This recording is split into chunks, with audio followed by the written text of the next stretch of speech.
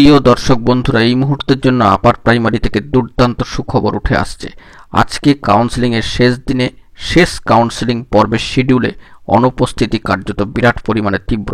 আমরা জানিয়েছিলাম যে খবর আপডেট এলেই তৎক্ষণাৎ আপনাদের মাঝখানে সবটা তুলে ধরবো।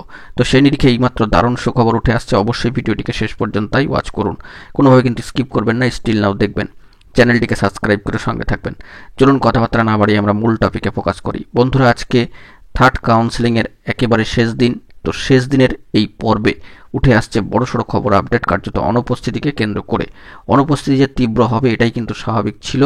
সেই নিরিখে একটি ভিডিও ইতিমধ্যেই ইন অ্যাডভান্সলি আগেই আপনাদের মাঝখানে তুলে ধরেছিলাম, এবং সেই নিরিখে লক্ষ্য করা যাচ্ছে যে আজকে জানুয়ারি মাসের শেষ দিন এবং তৃতীয় কাউন্সেলিংয়ের কার্যত শেষ দিনের শিডিউল 31শে জানুয়ারি 2025।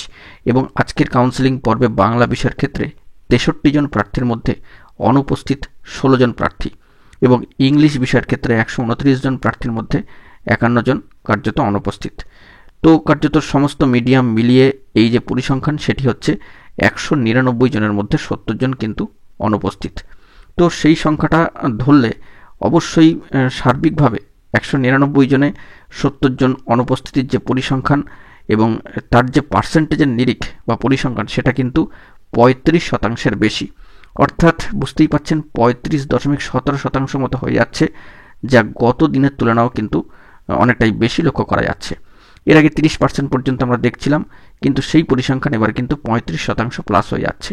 বলা যেতে পারে অনুপস্থিতি তৃতীয় কাউন্সেলিং থেকেও কিন্তু বেশ কিছু তীব্র হলো, এবং সেই সূত্রেই কিন্তু দুর্দান্ত ভালো খবর উঠে আসলো।